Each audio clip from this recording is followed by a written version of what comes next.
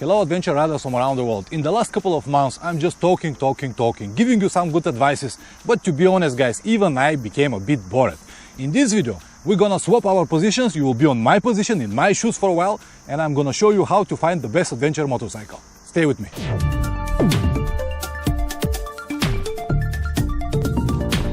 The very first thing I'm gonna ask myself is where, what terrains, what adventures, what I will expect from this bike. If I know these answers, this actually will limit the number of the motorcycles I can choose. Of course, this is for me.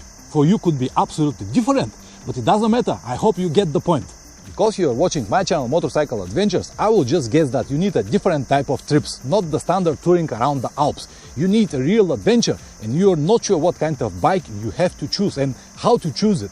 Not a problem. I am here exactly for this. For the purpose of that experiment, I'm gonna use my Yamaha XT660Z Tenere. Let's do it. The first factor for me is going to be the price. It needs to be affordable. So usually this type of bikes cost around between 3,000 and 5,000 euros. And someone might say, Pavlin, the price, it doesn't matter. You pay it just once. No guys, it is not exactly like that. Yes, you paid the price once, but it is easy to swallow 3,000 or 5,000 euros if something goes wrong. But it's not that easy if you pay 20,000 or 25,000 euros for a brand new bike. Also, when the bike is new, you will need expensive insurance and expensive parts, and everything is going to be much more expensive. Also, because the bike is brand new, you'll be afraid to go to some roads, and this actually will limit your adventures. The second big factor is going to be the easy maintenance. With this bike, everything is simple. You can see the engine is very simple. It is open, not so many plastics, easy to change the oil, spark plugs, all of the additional stuff. You can change the antifreeze. Everything is so simple because it's an old-fashioned bike. I don't need computer to do my maintenance. This is the main point, because if every time I need to change something or to do something I need to go to the special garages, it will cost too much. And how I'm going to do it when I'm traveling? This is what I'm looking for, simple maintenance. The next important thing for me is the windscreen. It needs to be tall enough to provide good wind protection while you're traveling. And I also will need to have a good headlight. I'm not a fan of the additional lights, auxiliary lights, spotlights or anything like this. I prefer to have the stock lights good enough to allow me to travel in the night if necessary. For my trips, I require always 21-inch front wheel, 17 or 18 on the back, and spoke wheels, because I know myself, usually I go and make some dirt roads, butt roads, bumpy roads, off-roads, whatever, and I prefer to have 21-17 combination with spoke wheels. This will allow me to ride on the terrains I need. Suspension is something very, very important, but if I don't have the good suspension, I will look for a possibility to upgrade it. Another one big factor is the strong frame and subframe. The frame needs to be very strong, steel, and the subframe as well, not from aluminum. I need a steel subframe, because if you travel a lot, you will need luggage. When you load your luggage, all of this is going on the rear side, and if the frame is not strong enough, it's easily to be cracked. The next very important thing is the weight. Regarding the specifications, this motorcycle is 200 kilograms. This is already too much. I can make a compromise if I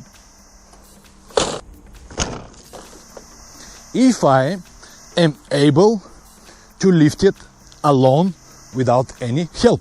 So this is very, very important, to be able to lift your bike alone. And also you have to be able to do it number of times, not only once, because you might say now, guys, you might say, Pavlin, this is too much.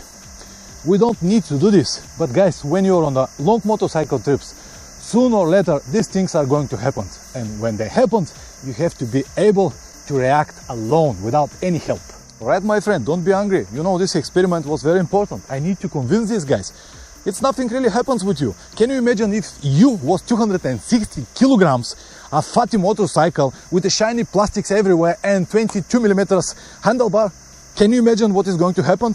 And what you have? Nothing. Just a bit of grass and some mud, and everything is alright.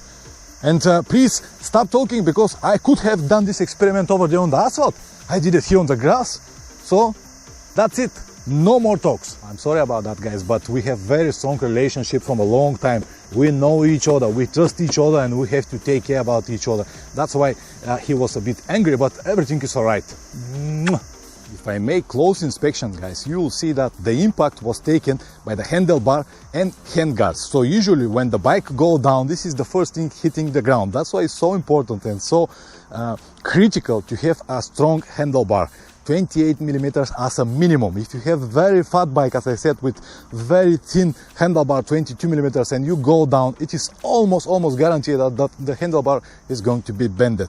Also, this bike got these plastic protectors here, but if your bike hasn't got, you will need some kind of engine guards. And when you're choosing your engine guards, just make it properly, because most of the guys are having these 2 points here and here, but actually this protect nothing. It protect only if you go down from side stand, but if you slide on the road, all of this will bend. That's why you need 3 points, 2 here and 1 here, to be strong enough. The same story from that side. Nothing really happens. No major problem. So this is very critical to be able to continue your trip after situations like this. The first steps are done. Let's go to ride it now. The bike needs to be powerful enough to be able to ride it with comfort around the cities. To be able to pull on the traffic lights, like now.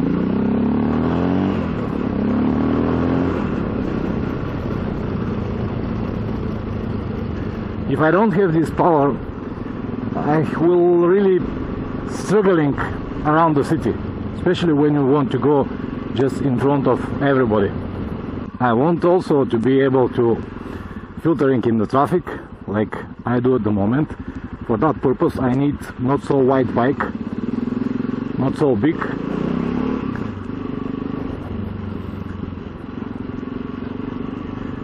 And this will actually allow me to move faster when I have to.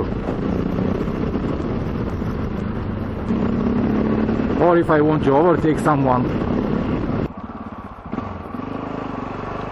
So this is what I'm talking about. I want to be able to do some filtering. For that purpose I need not so wide bike, good balance, straight position. So this bike provides everything I need at the moment. Handlebar is not so wide as well, and I never use hard cases or top box, so I know exactly how big the bike is and what I can do and what I cannot do. The power I told you earlier will be just enough to ride with comfort around the city highways on the situations like this. Also, it will be enough if I need to make overtakes like this, just to be possible to make it, because if I don't have enough power, I cannot depend on the bike and I really need to wait with the traffic. But now, with this, it's fine.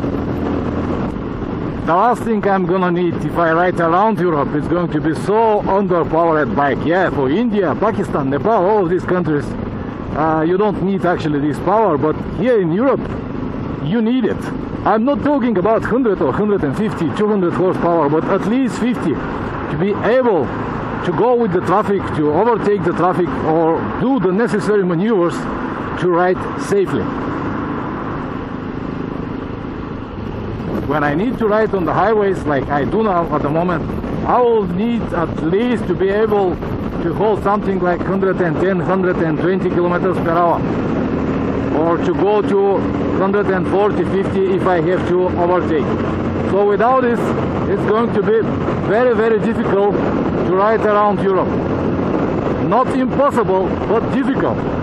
That's why I believe that this 50 horsepower around 200 kilograms is something like the sweet spot.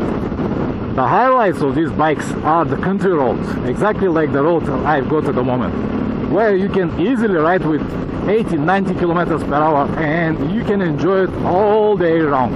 For these roads I don't need big and powerful bike, and also on my trips I usually ride about 80% of the time I ride on roads like this. That's why I've got this bike. The rest 20% there will be some dirt tracks or highways. That's why in my case I prefer to have bike capable enough to go well on this type of roads, with possibility to go on the dirt roads, and of course to cover some highway mileage. As I said many times, everything is compromised. You cannot expect from one bike to have all. No, it is not possible, and this type of bike does not exist. So when many people suggest go and buy KTM, go and buy Husqvarna, stuff like that, yeah, these are good bikes, they're great bikes to ride on the dirt tracks, off-road, but not really on the roads like this. I think this motorcycle is designed exactly for this type of roads. The straight position also allowed me to stand on the pegs when the roads are bumpy like this, so I don't need to bump my ass all the time. And even so, if I need to go to some bad roads, dirt roads, or anything else like this, I can do it anytime. Because of the reason I just explained. I don't need to worry, I don't need even to be so careful, because I know what the bike is capable to do. I know that it can handle any kind of terrain, because I have tested many times. So when something like this peak, I don't think I just go and ride it. The suspension need to be good enough to absorb all of these holes, and it don't need to be perfect, just good enough.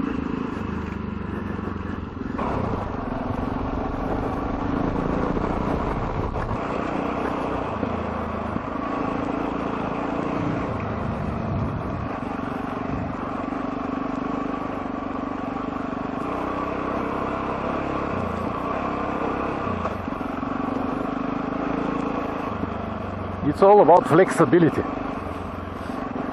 To be possible to ride anywhere, anytime. This is the idea of my trips and the choice I am making.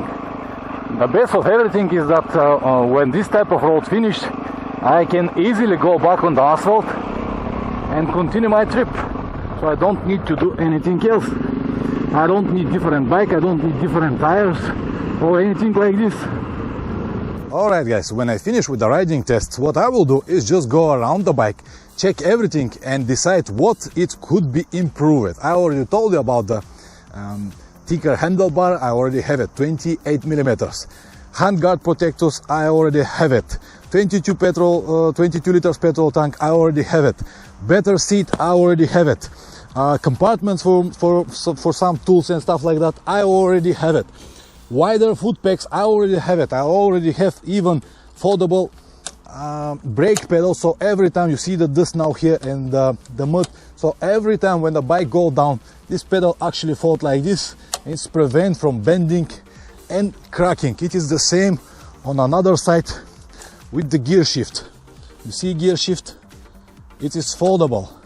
The same with the pegs. So the bikes already got that. And I have a good suspension because I improve it, but if I don't have it, I will definitely find a way to improve the suspension. I also have engine guard, so this is actually everything I need at the moment. In few words guys, this bike got everything I need, so next time when someone decided to ask me why I'm not riding GS 1200 or Yamaha Super Tenere, I can point this video and let him know why. And another question I've got almost 3 times per week, when I'm going to buy the new Yamaha Tenere 700. So the simple answer is, I don't have these plans. I don't think that I'm going to spend 10,000 euro for motorcycle. Motorcycle I did not even check properly. I saw it only once on one motorcycle exhibition, and that's it. I never tested, I never sit properly, I never sit on it even. So by the way, I'm going to the Zurich motorcycle exhibition, Swiss Moto, next week. So I hope I will be able to see it there and will make a nice detailed video for you guys. But so far I don't have any plans to buy this bike. And the next question, when I'm going to make a test ride and video about the model, I don't know. When I asked in Yamaha shop, they said maybe at the end of the year we might have it. I would love to know what are your preferences when you're choosing your adventure bike. Let me know in the comment section below. As usual guys, thank you very much for watching. Don't forget to subscribe. Check also my Instagram account and see you next time. Ciao!